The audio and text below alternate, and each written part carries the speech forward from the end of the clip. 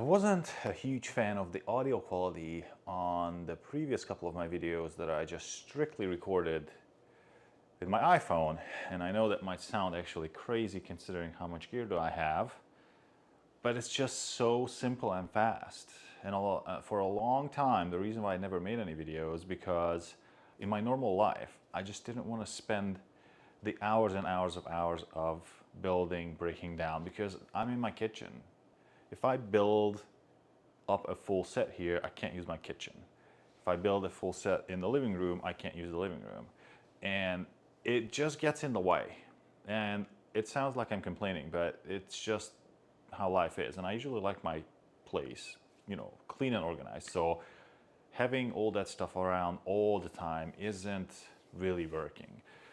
I do use some of this stuff in the living room as in like almost like props or decoration. Like I have my light stands in the corner and I do like how that looks. Just that's because I like filmmaking gear and stuff.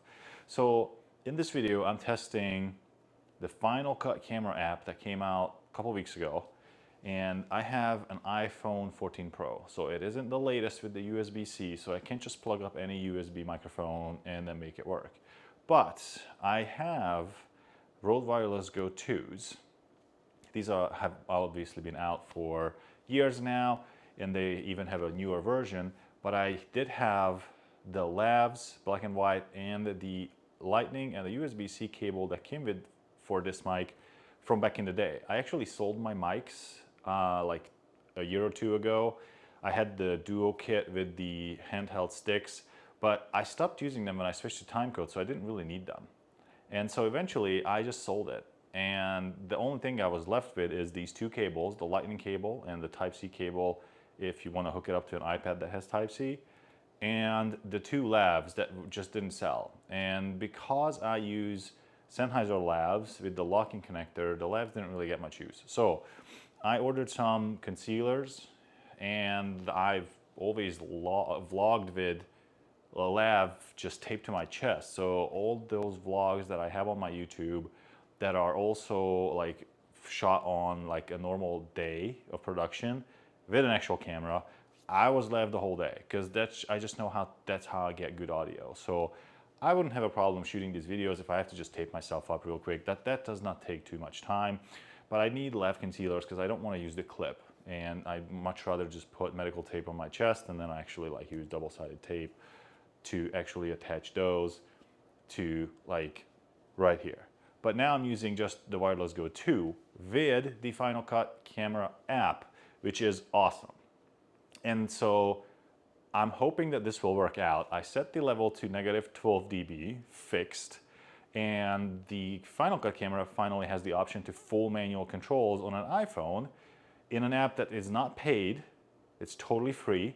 And the user interface looks exactly almost like the built-in video camera app into the normal camera app. So I locked down my white balance to daylight. I am using a 300D here, and obviously daylight outside. That's usually always what I shoot. I also locked orientation, and I selected the audio to be the Wireless Go, which showed up perfectly fine with the Lightning cable as an option. You can't even use the built-in microphone if this is connected, so it defaults to that, which is a good sign.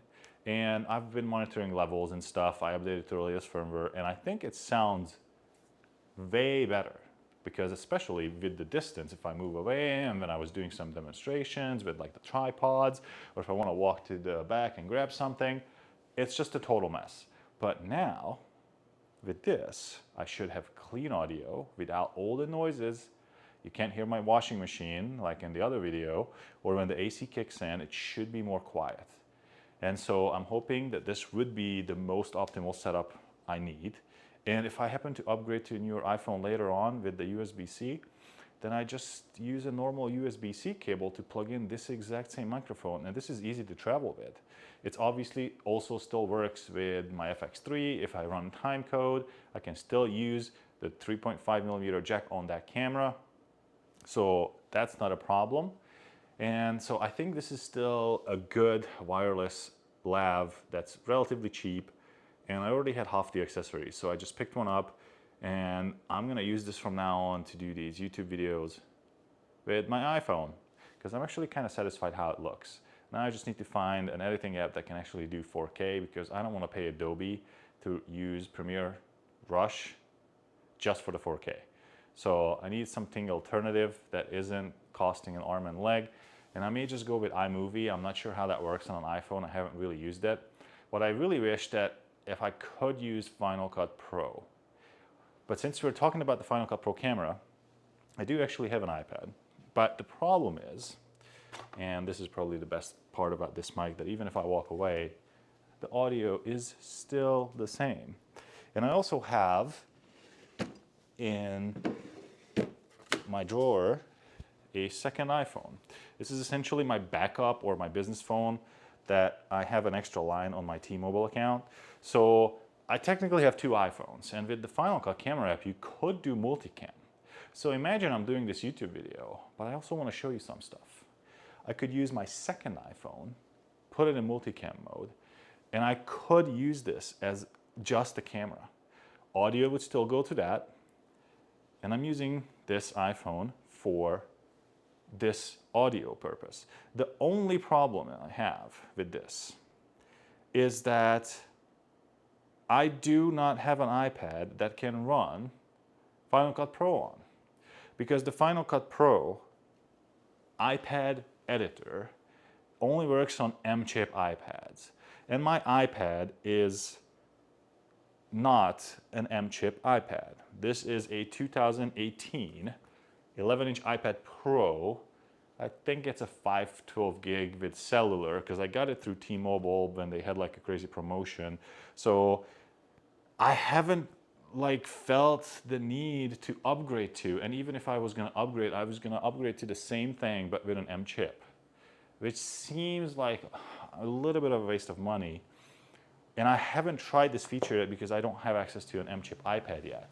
So what I'm gonna try next is I'm gonna try to borrow one that's newer, has the M-chip, put Final Cut Pro on it, run two cameras with audio into that iPad, which supposedly records on that iPad, and make YouTube videos that way, where I can just switch, but it's still easy and fast. And if I can edit in Final Cut 2 in 4K and just push directly to YouTube, that will make a world of a difference, because some of these videos that I posted in the past couple days have been same day videos. There's actually two videos in there that I shot on the same day and edited on the same day, so they were complete.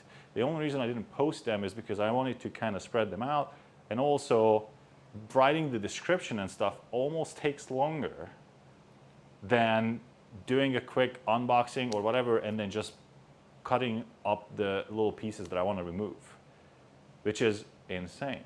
But maybe after 7 to 10 years of experience, I've actually figured out this workflow, because I tried to do YouTube before.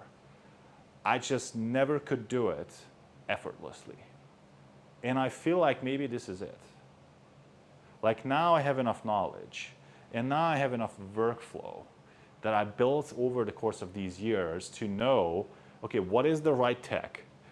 What is what I actually need? How to do this quickly, and then just post it.